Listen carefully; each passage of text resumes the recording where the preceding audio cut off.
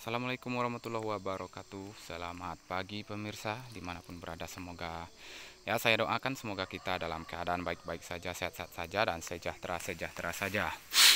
Nah, ini balik lagi bersama channel Julika Farm. Sudah lama tidak ngonten ya, karena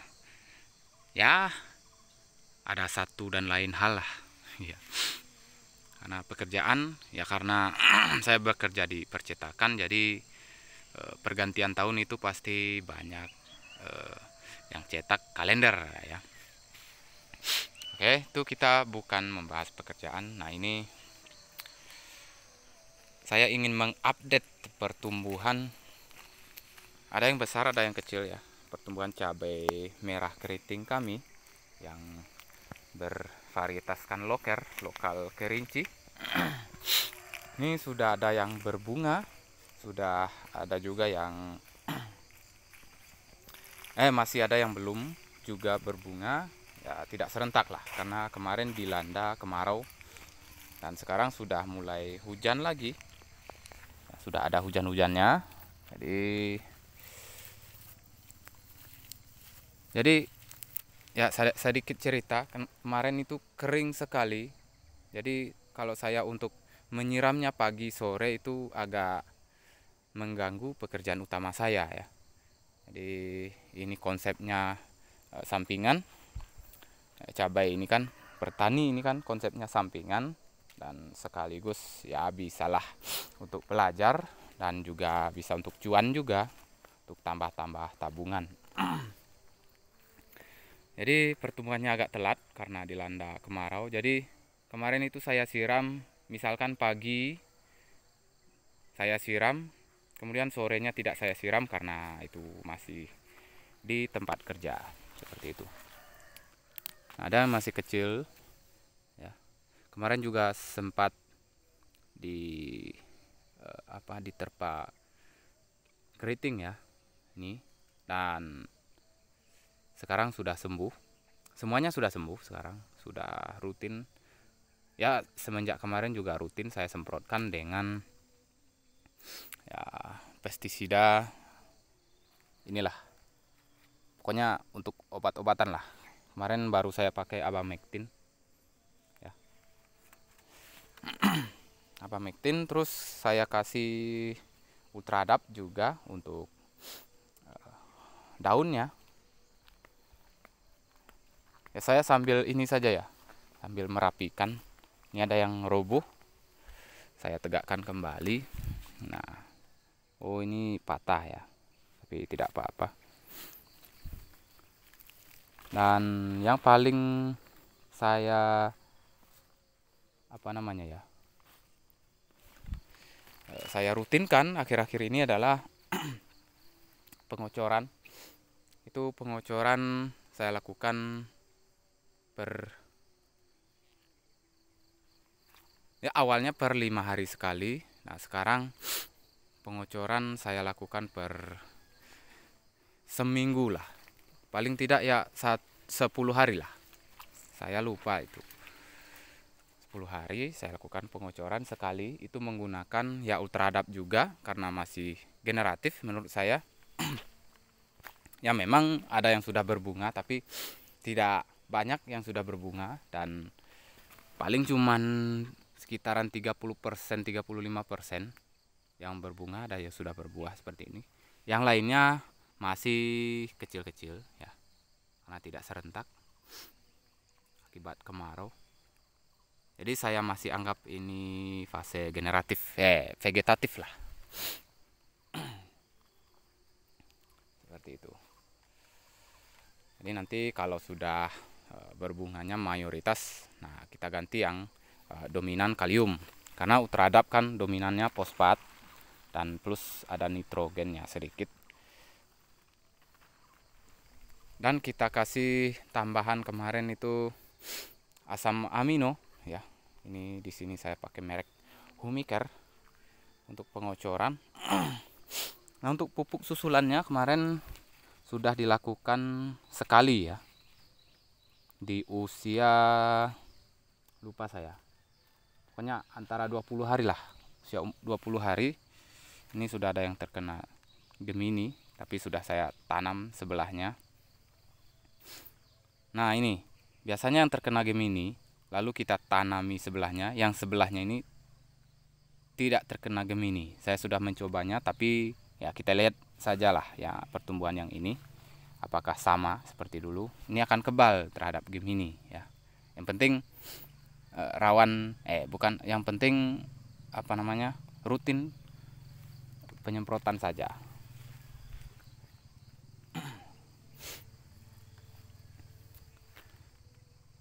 Nah untuk berikutnya ya saya masih menunggulah fase-fase generatif.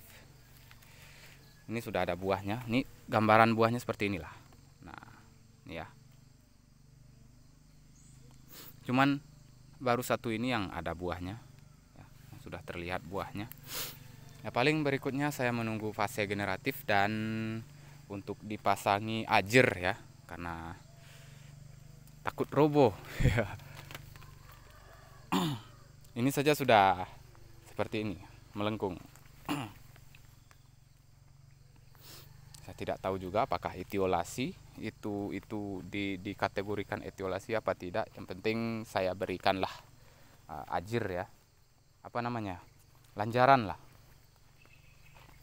untuk ketahanan lah, biar tingkat keberhasilannya tinggi ya. Nah seperti itu. Untuk pemupukan susulan yang tadi baru saya beri sekali kalau tidak salah ya.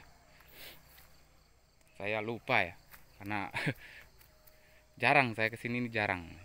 Sekali kesini ya nyemprot, sekali kesini ya pokoknya ada kegiatan lah. Sudah ada jadwal, misal hari ini jadwal nyemprot ya saya nyemprot. Penyemprotan ya juga saya lakukan 1 minggu lah Pak ya, paling lambat 10 hari lah saya lakukan penyemprotan kemarin.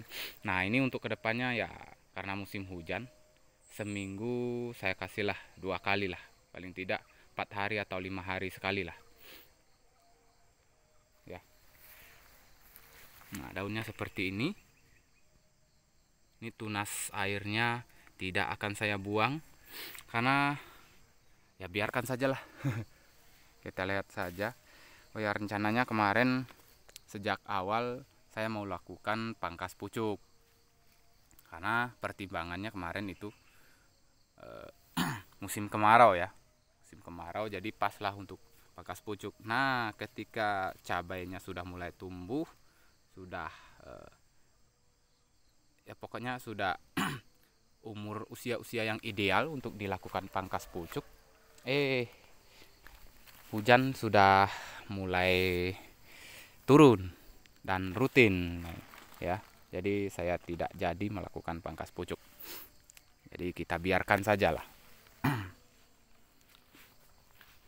Seperti ini. Paling kita rempel daun-daun yang di bawah ketiak tunas seperti ini, kita rempel saja agar tidak terlalu lembab lah. Dan juga kita jaga gulma-gulma juga kita jaga agar tidak terlalu lembab. Nah mungkin itu saja untuk untuk yang ingin saya bahas di video kali ini. Hanya untuk update pertumbuhan saja.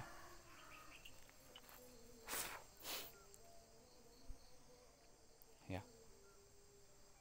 Ini saya tanam di sela-sela pohon jeruk. Ya.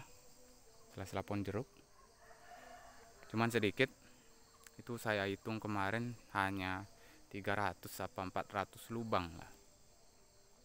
Ya ini sajalah, semampu saya, seadanya waktu saya saja ya.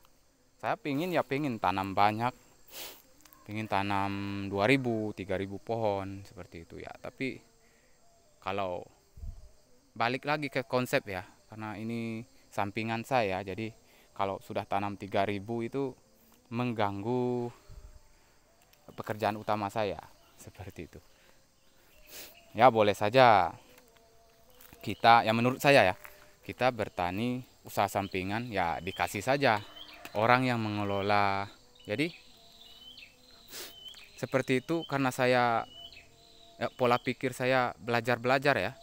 Jadi kalau kita suruh orang yang mengelola, kita tidak belajar, kita tidak melihat pertumbuhannya. Ini pertumbuhan yang seperti ini membutuhkan apa, pertumbuhan yang seperti ini membutuhkan apa, kita tidak belajar seperti itu. Itu untuk usaha ya. Tapi nanti saya akan bisalah untuk menerapkan satu saat nanti untuk usaha saya. Tapi untuk masa muda ya, masa muda saya untuk belajar dulu lah ya. Jadi saya lebih mengerti lah paling tidak ya, mungkin seperti itu. Untuk penyemprotan ya paling sama lah, ada apa ya, oh ya, saya akan lakukan video tentang mengenai penyemprotan untuk cabai yang ini, untuk fase vegetatif dan fase generatif, dan saya akan updatekan terus pertumbuhannya ke depan ya, bagaimana hasilnya, apakah pembelajaran, apakah yang saya terapkan di sini bisa membuahkan hasil yang maksimal atau perlu kita pelajari lagi, perlu kita telitikan lagi ya, di mana letak kurang optimalnya ya di bagian mana seperti itu. Ya. Oke, mungkin segini saja. Mohon maaf jika ada salah kata. Kalau ingin menambahkan kalau ada teori-teori yang mungkin lebih bagus menurut kalian, silakan ditulis di kolom komentar. Saya tutup. Assalamualaikum warahmatullahi wabarakatuh.